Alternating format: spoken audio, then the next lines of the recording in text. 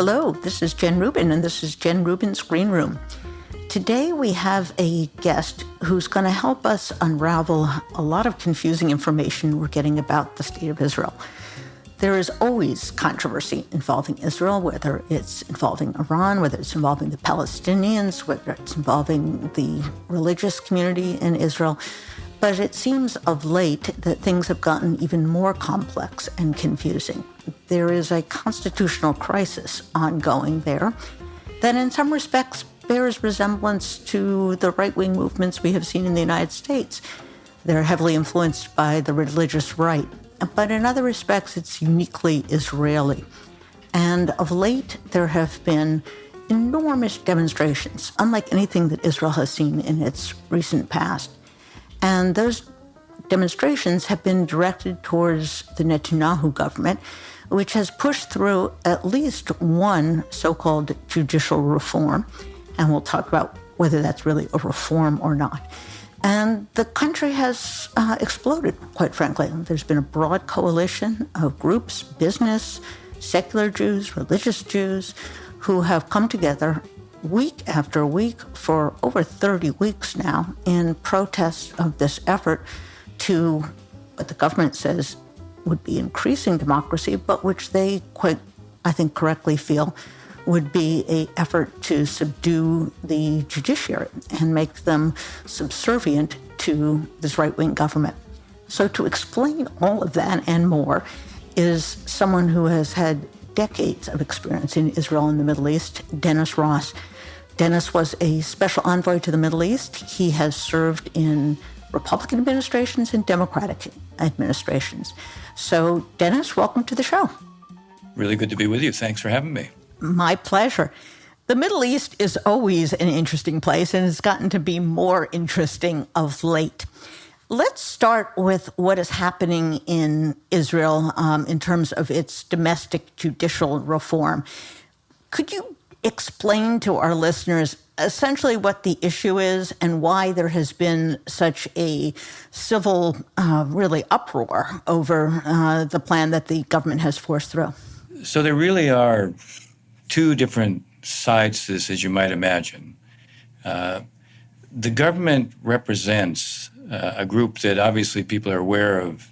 It has a set of ministers who are quite extreme in terms of their views. They are interested in changing the power of the judiciary because the judiciary imposes a real limit on what they can do. At least they perceive that to be the case. The irony is, if you look at people like Ben-Gvir and Smotrich, who believe in fully populating the West Bank and giving the Palestinians who are there a choice of either living under the terms that they would impose or leaving, they see inevitably the Supreme Court imposing a limit, though the irony is that the limits they have imposed relate to private Palestinian property. A lot of state property, they allow building to go ahead. But they see the Supreme Court as being the main obstacle to pursuing what they would like to see happen on the West Bank. They have some support within the country as a whole because the Mizrahi, those who are the Jews who come from the Arab world, have always felt that they have been looked down upon by the Ashkenazi elite, that the Supreme Court itself is dominated by the Ashkenazi elite who have a different worldview than they have. And so they find the idea of rebalancing the institutions as something that is natural. Now, even they, however, seem to want this done in a way that reflects not simply imposition, but some kind of consensus. And I say that because we have regularly around 70% of the Israeli public. So that clearly represents a segment of the Mizrahi as well, that are saying they don't favor what the government has been doing in terms of pursuing something so fundamental, but on the basis of an imposition as opposed to a discussion, a dialogue, and a consensus.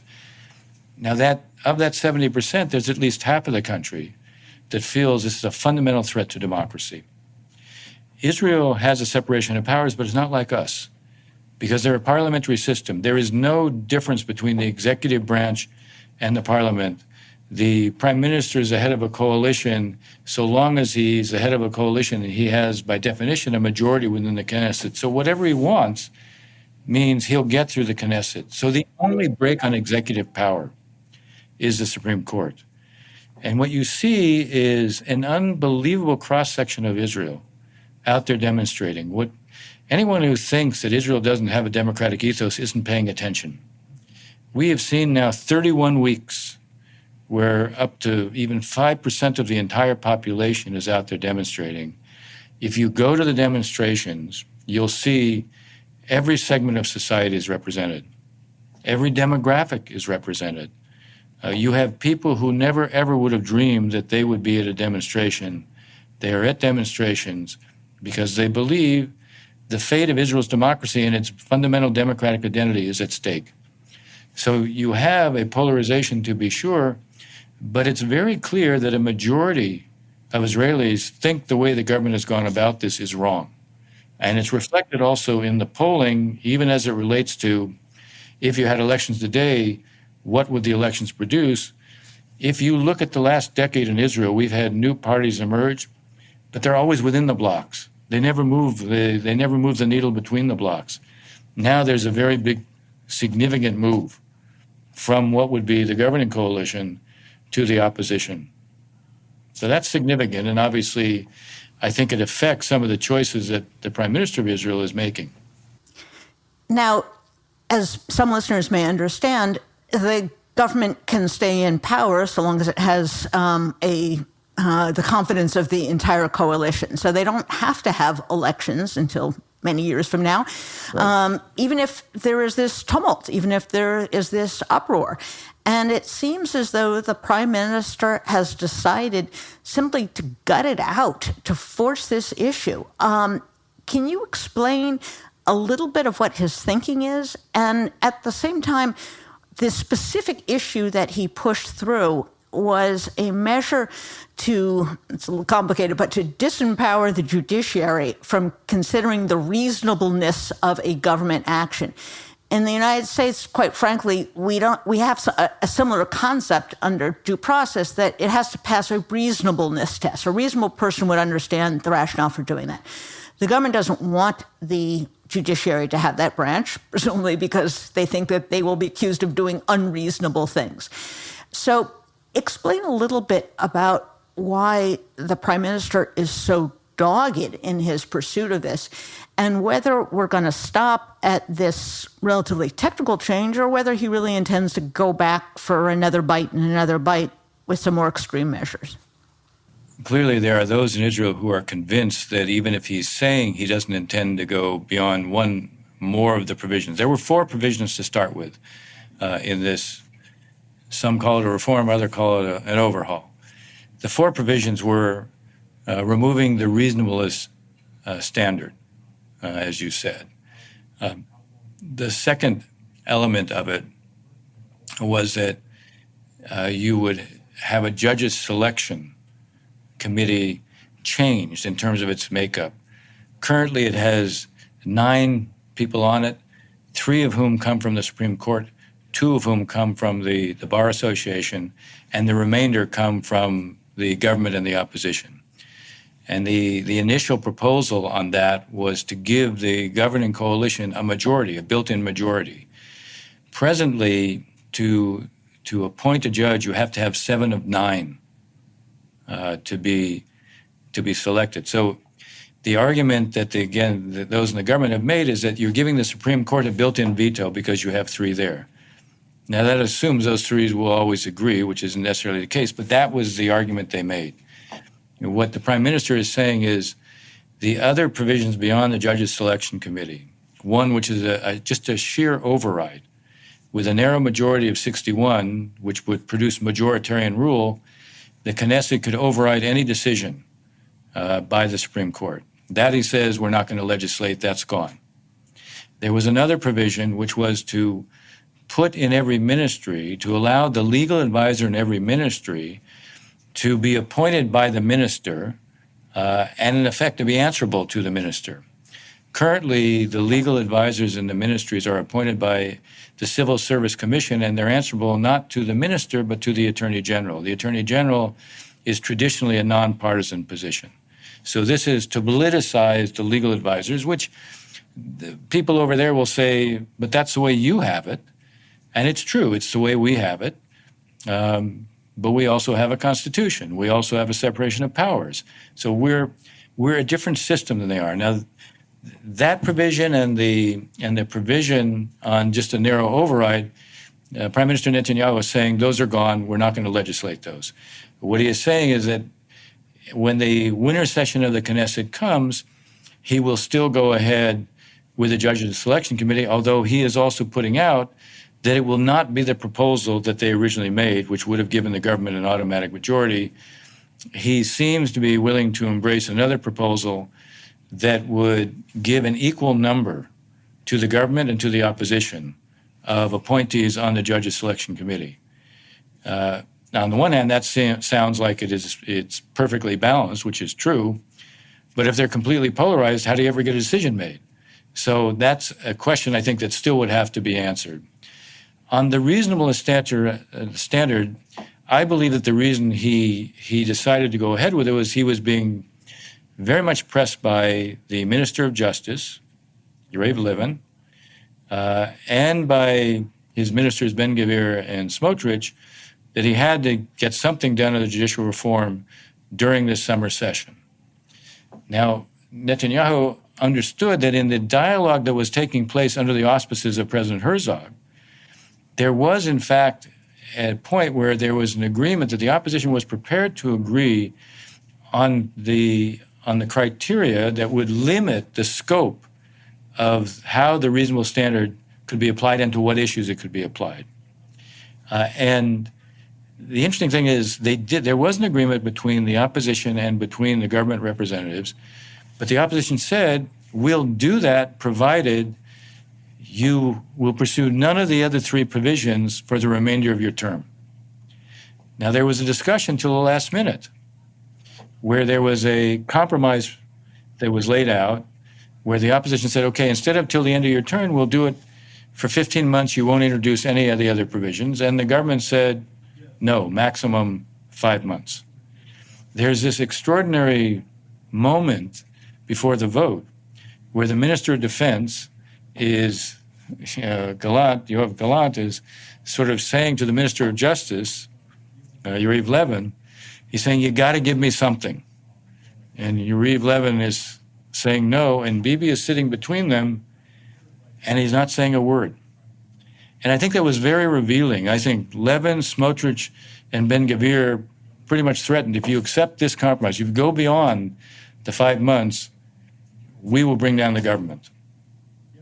Now, in the past, I would have assumed that Netanyahu would have called their bluff, because I believe it is a bluff. Where else are they going to go? The polling shows if there's a new election, they're all out. But in the current circumstance, I think he feared their threat and believed they would act on their threat. And so in effect, he backed off.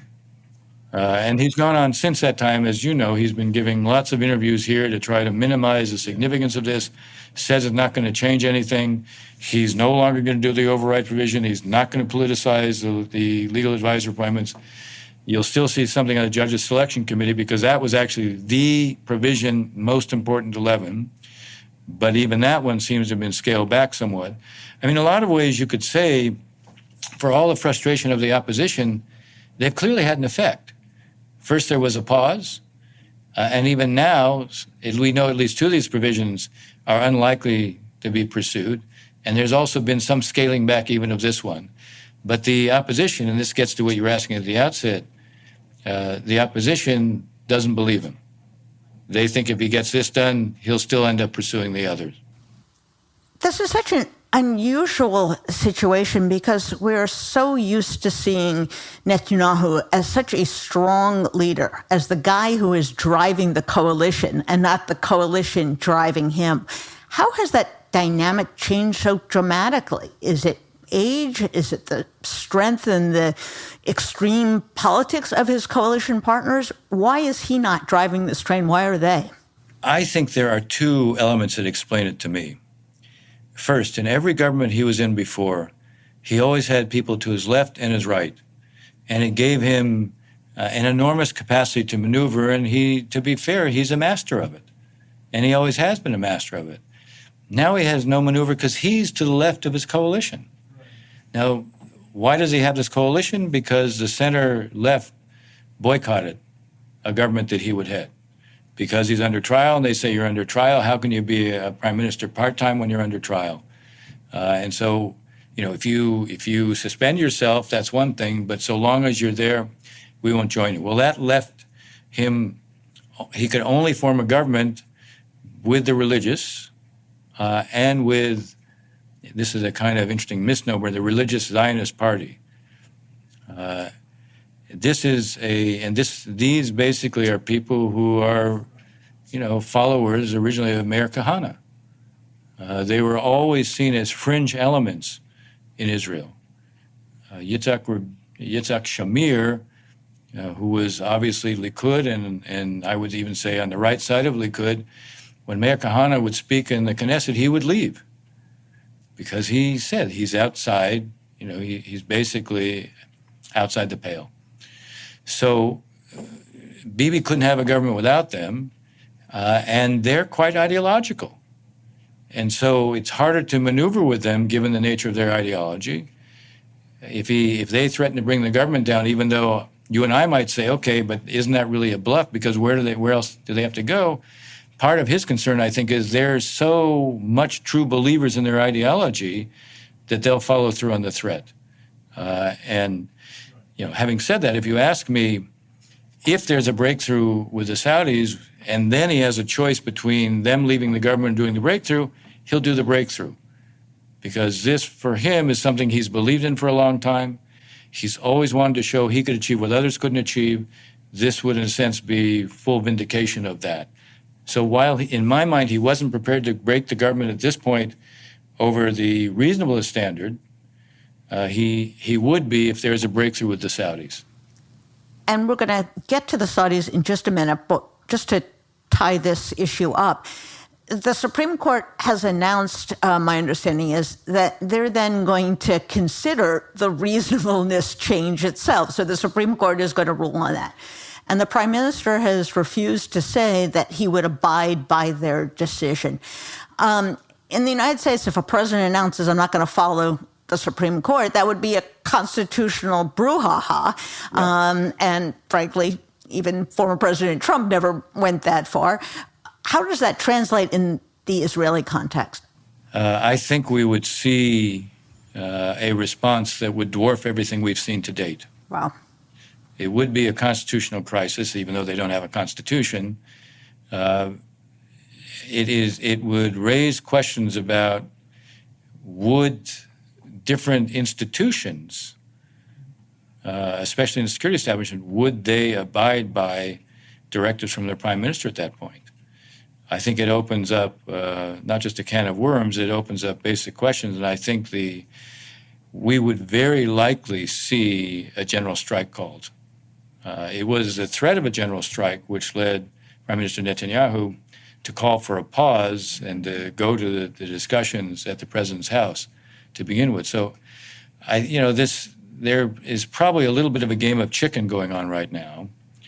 The Supreme Court has agreed to hear the petition of those who are saying this was not the Knesset cannot strike down the reasonable standard because it's a tool that the Supreme Court has used. There is a complication here because this standard that was revoked, it was revoked as an amendment to a basic law. And the Supreme Court historically has not made decisions on basic laws or those that have been amended. So there's a kind of, we're in a world where there's no precedent for the Supreme Court intervening on an issue like this, but there's also no precedent for a prime minister not going along with the Supreme Court decision. So we're about to see one of these areas where there's been no precedent, there's going to be a precedent set, potentially. And we've already seen some really remarkable scenes, including the president get so involved in a matter of such high controversy. Right. Listeners may not know, but the Israeli prime minister has essentially been a figurehead, a ceremonial leader, sort of a spiritual, moral, unifier, more Right. than the Queen of England, but still, Right. Not part of the government. And here he's been very deeply involved, which I think has spoken to the seriousness and what people fear, which is a fracture in the basic unification of the state, the basic, unity of the state of Israel. By the way, Jen, I think that's right. I think that Bougie Herzog, whose father was also the president, felt an obligation. One thing about the Israeli president, it is more than a ceremonial role for a couple of reasons. One, it is the president who decides who to ask to form a government after an election. And if the president makes a judgment that even not the leading vote getter, but someone else could have a better chance to form a government, he has the power to determine who to ask, which is interesting, number one. Number two, only the president of Israel can issue pardons. That's also a significant power to be kept in mind, given some of the current circumstances within Israel. So he feels, partly because of who he is, partly because of who his father was, he feels a deep emotional commitment here, and he's using, in a sense, the power of, it's almost like a pulpit. He has the power of the pulpit because he's above politics, and I think people respect him for that. Interesting.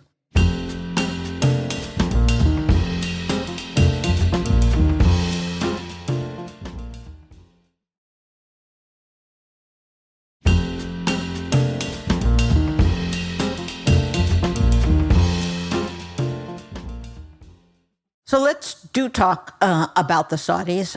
As most of our listeners know, during the Trump administration, one of the legitimate achievements for Israel and for the United States was Israel's expanded presence, acceptance in the region through the Abraham Accords. But those did not include the Saudis, which remain the richest, arguably the most important, the kind of pivot point in the region, and most importantly, a major opponent of Iran, which is the really arch enemy of Israel. What are the potential factors that you see in forming an agreement, and how, in the midst of this utter turmoil, could at the same time the prime minister make a deal? And would the United States want to make a deal and allow Bibi to claim this great diplomatic and personal victory at a time that he's doing things that the government, our government, feels are quite injurious to the U.S.-Israeli relationship?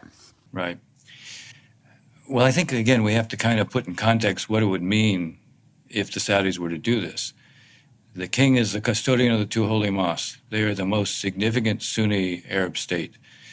If they were to make peace with Israel, it has implications not just for state-to-state relations. It has implications for in a sense, a reconciliation between Sunni Muslims and Israel.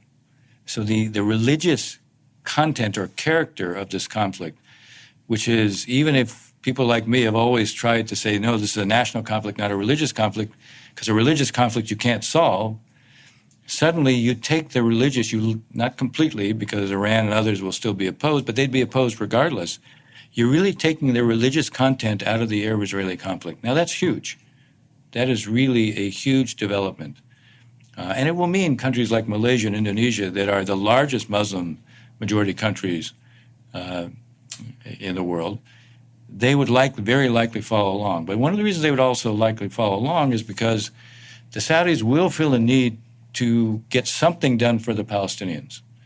And so it will not be, what they will get done for them is not going to end the conflict, because in a lot of ways what the Palestinians require to end the conflict, no one could do. And by the way, it's not clear that they can agree on what it would take to end the conflict. Hamas doesn't want to end the conflict. They might accept a ceasefire. And the PA, the Palestinian Authority, finds it difficult to adopt a position that's anything different from a narrative that amounts to a mythology.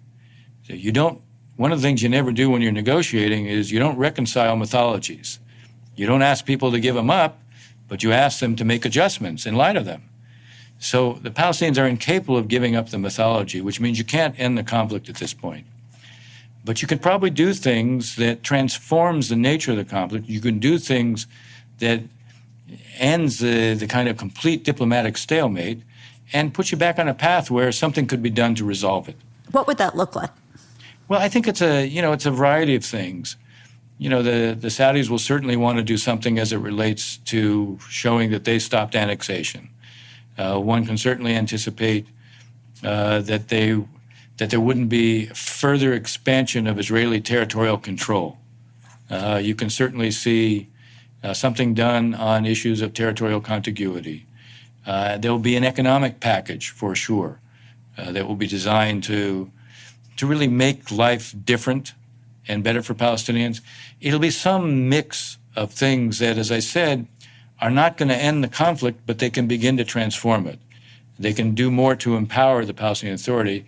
To be fair, it can't be a one-way street. It can't be something where Israel provides a whole number of things to the Palestinians and they assume no responsibilities in return.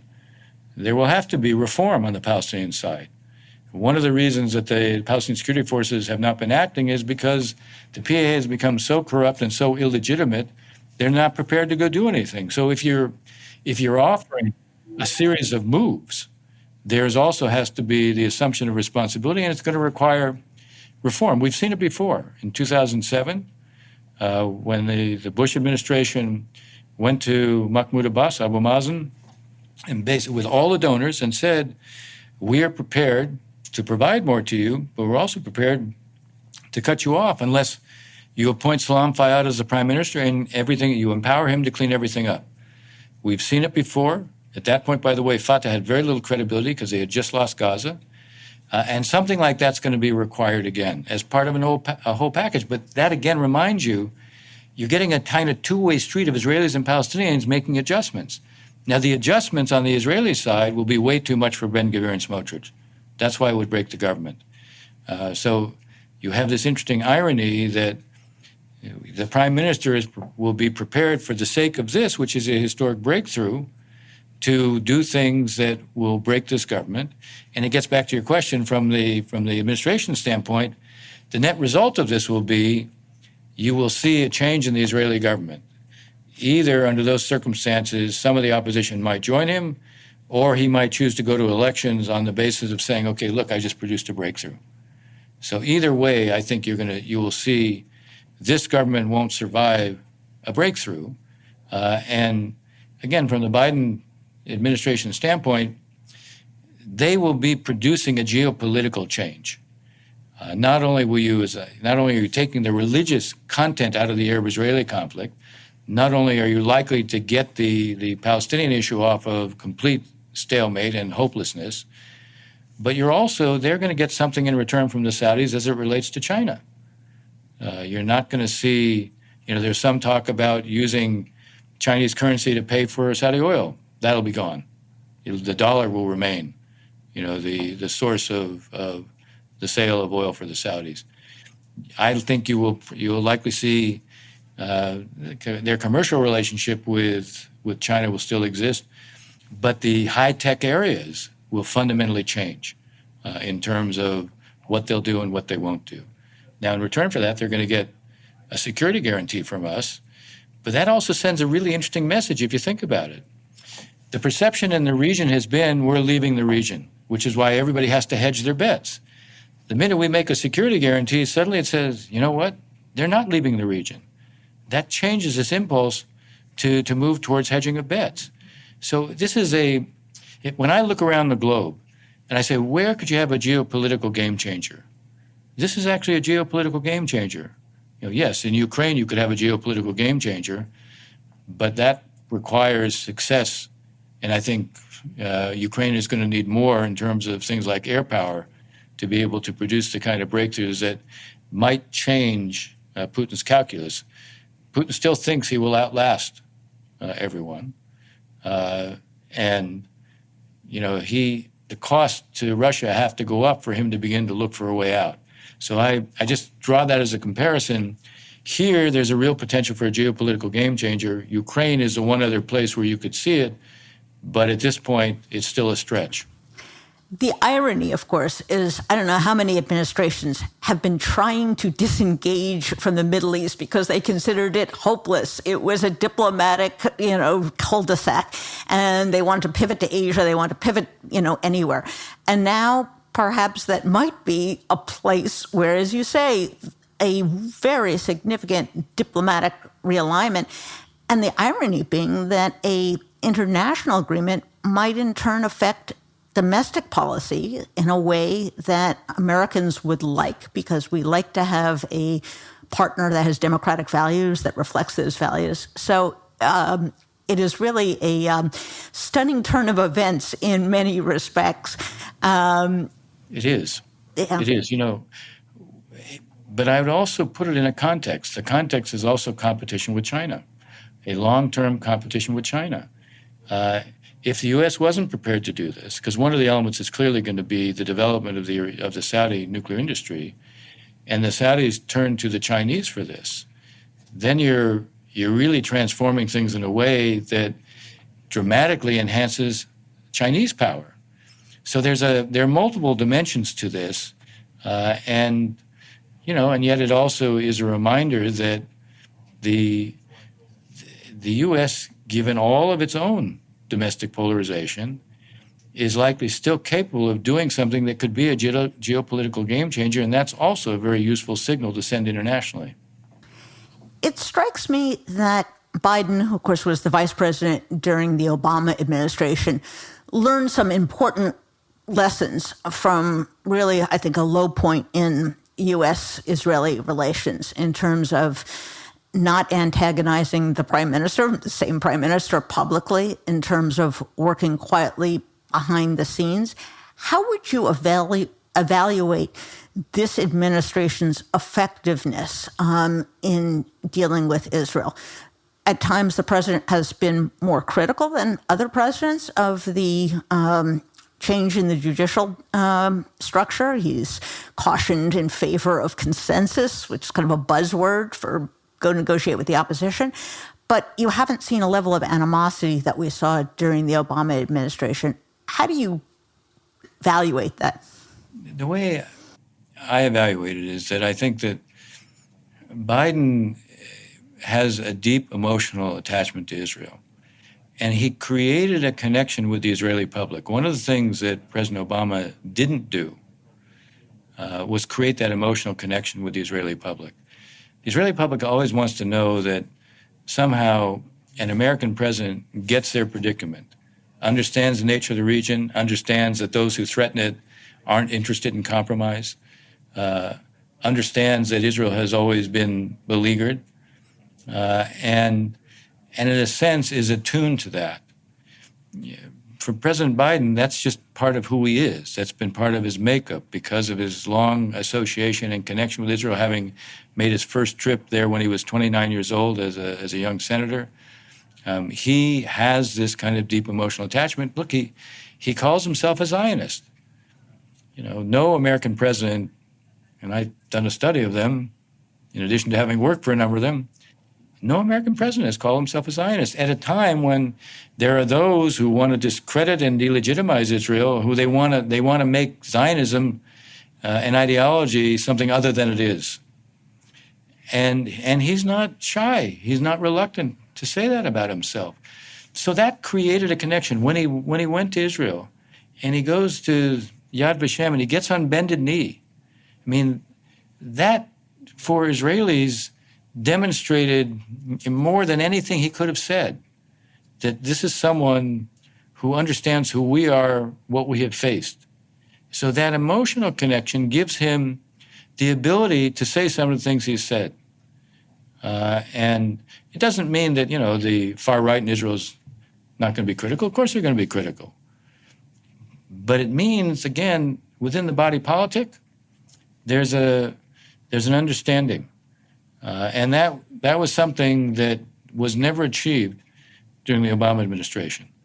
The irony, I was in the first 3 years of the Obama administration, and I wanted him to go to Israel early, especially after he went to Cairo.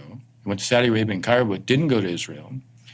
And I was concerned about it. I was concerned how the Israeli public would read it, that they would read it as someone who is going to do things that will come at our expense.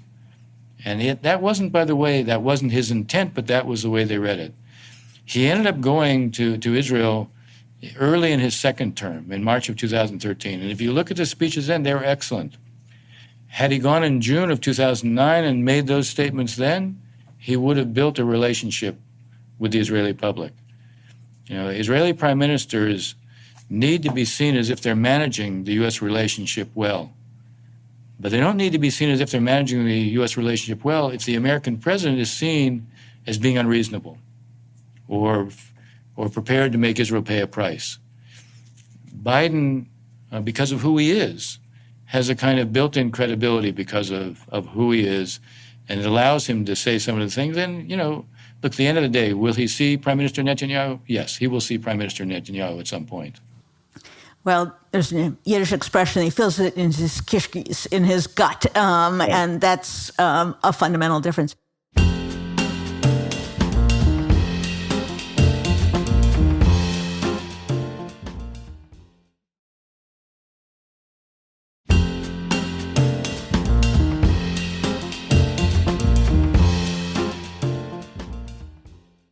We haven't yet talked about Iran, which is significant in and of itself because Iran was so front and center for quite a bit of time. We are out of the JCPOA.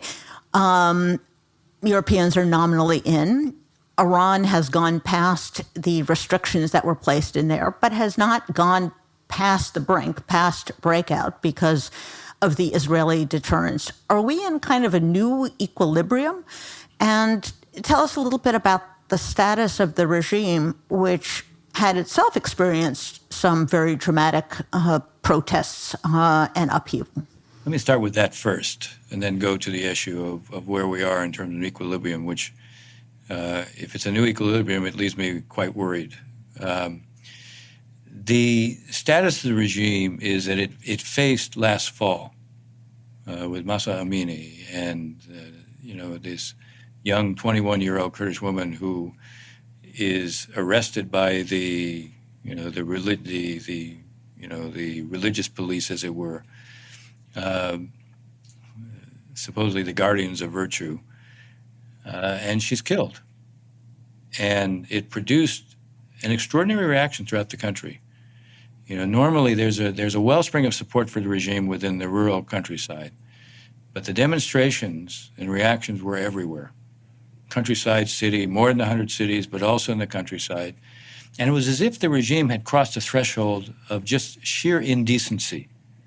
And so it was unprecedented in terms of the scope. Having reactions, protest demonstrations, we've seen them almost annually, related more to cutting of subsidies. So life becomes harder. But we hadn't seen something like this that just produced a level of anger and produced chants about regime change that you really hadn't seen in the other demonstrations. Now, the regime in the end was able to put it down. And so it is continuing to be able, through the means of coercion, to stay in power. I think the time when it will face some potential vulnerability will be when succession comes. That'll be the moment where you're going to have some competition between institutions. The coercive institutions right now are holding together firmly. The Revolutionary Guard, the Basij, they hold together firmly. But, when it comes to succession, that's where you're going to see some competition, and we're likely to see some fissures then. So a regime that no one believes in the ideology except those who are served by it in power is fundamentally vulnerable. But it doesn't really become vulnerable until those who basically are in that elite begin to compete with each other. So long as the supreme leader is there, he controls that. The minute he's not there, then we're going to see a potential for change. So for now, I think this is a regime that will continue to manage. But again, we'll see something again next year. They'll do something else that will trigger reactions within the public. And if that comes on the eve of succession or in the context of succession, then the potential for change will look very different than it does today. On the issue of equilibrium, they have 5 to 7 bombs worth of enriched uranium, probably 2 to 3 of which is to 60%, which is extremely close to weapons grade.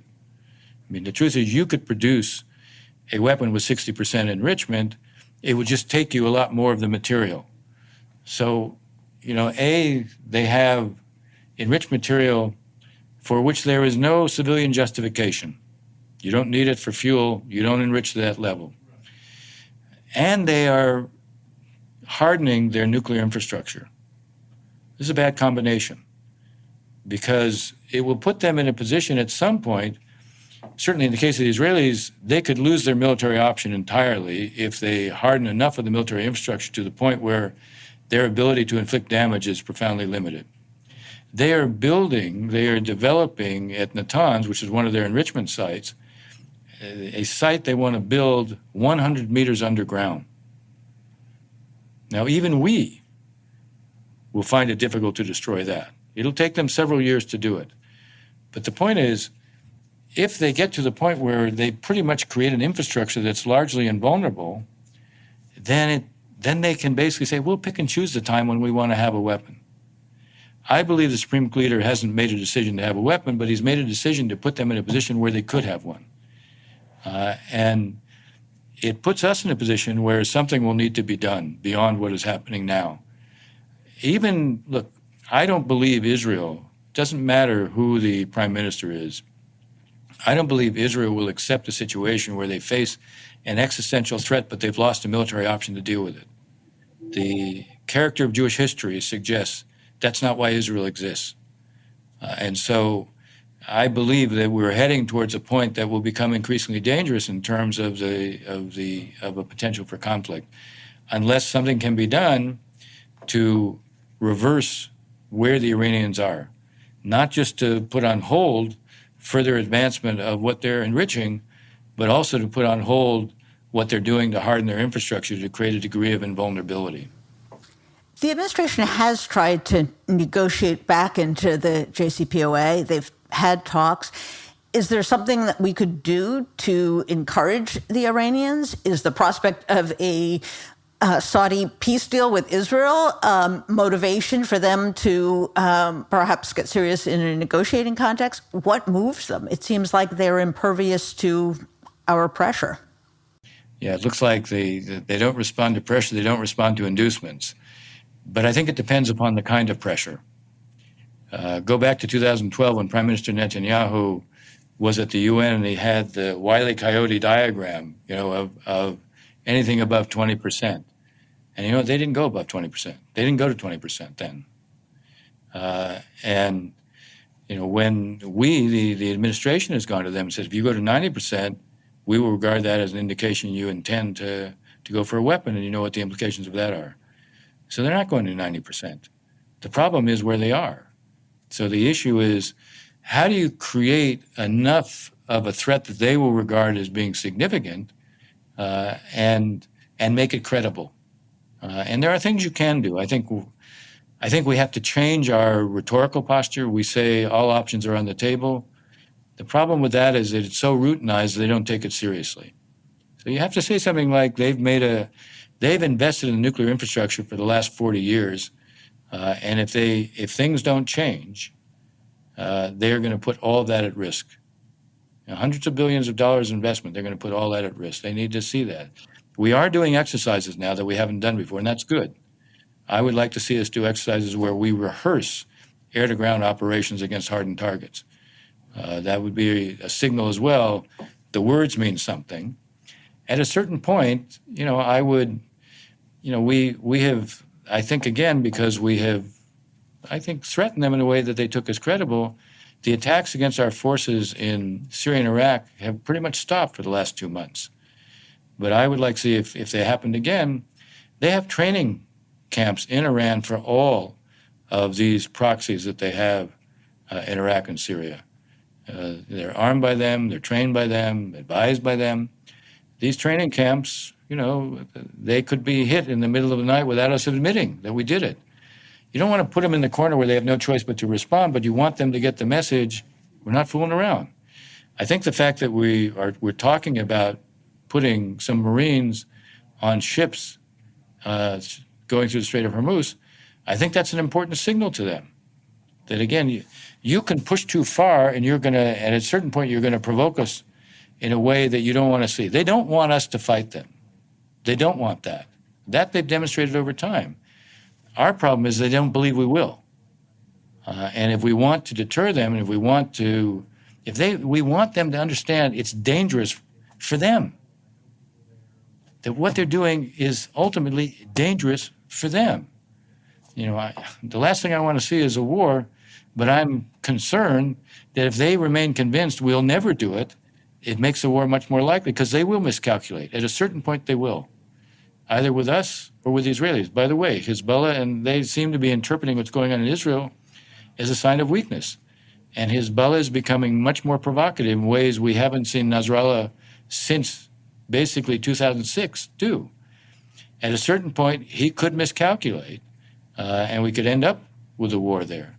So one of the ways to deal with the danger of miscalculation, find different ways to communicate, multiple ways to communicate, and make sure what we're communicating makes clear there are thresholds that they're approaching that will be dangerous for them. The proof, as I said, we've seen their behavior. Certain things, when they are convinced that there's a threshold that is meaningful, they don't cross it. Well, our time is almost up. It does seem that in the Middle East, everything changes and nothing changes. I don't know how many decades we've talked about a boss wanting to die an old man in his bed. Well, he is an old man, and he still doesn't want to make a deal. We have been talking about Iran for decades now, and yet things do change. And there is really a great deal of turmoil. As we finish up, I wonder if you'd share your reaction to the Israeli public. We've not seen a sense of unity, patriotism, of dedication to democracy of this type in Israel before.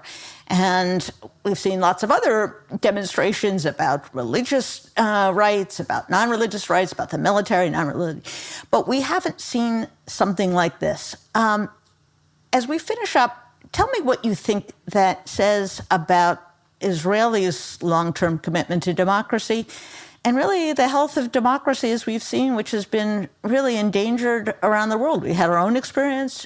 European regimes have done some backsliding. What does this 31 weeks of demonstration tell you? It tells me a number of things. First, at a certain level, it's inspiring. This is a grassroots movement, and it's quite remarkable, number one. Number two, it shows the depth of the democratic ethos in Israel, that Israelis are simply not going to surrender what they think could be their democratic identity. Number three, I think it will have some contagion effects. I look at some of the demonstrations we saw in Warsaw. I'm not sure they would have happened without everyone, the world, seeing what's going on in Israel as a way of defending democracy. Now, look, we've seen now 2 demonstrations in Gaza. Would that have happened without seeing this? So I think there is a potential for some contagion effect. It's always easy for us to say, look, the authoritarian regimes have the upper hand. They have the instruments of coercion. They apply it liberally. But, here's a reminder that the grassroots have a power when they organize themselves and when there's the motivation. One of the striking things is, most of the people on the right in Israel were convinced, we can pass this, no problem. Those in Tel Aviv, they just like to drink their lattes. They'll never, they'll never give up that. They'll never make any sacrifices. And what they've seen is this readiness to protest in a sustained way. And they've made the flag their symbol. The symbol of patriotism, they've wrapped themselves in the flag. This is about preserving Israel, and it's about preserving the best that is Israel. So I view it as inspiring, and as I said, what one sees in these demonstrations is every age group represented. Remarkable. It really is. And the sight of all those people of all ages, of all ethnic origins, literally wrapped in the flag, the sea of flags, is quite moving. And if you want to end on a somewhat religious note, Israel is supposed to be a light unto nations. So perhaps its experience with democracy will, in your words, have a contagion effect, have an enlightening effect on the region. Thank you, Dennis, for coming on the show. You have been a just wealth of information. We hope to have you back to explain the never-ending and yet never-changing Middle East. Thanks so much. It was a pleasure. Thanks for having me.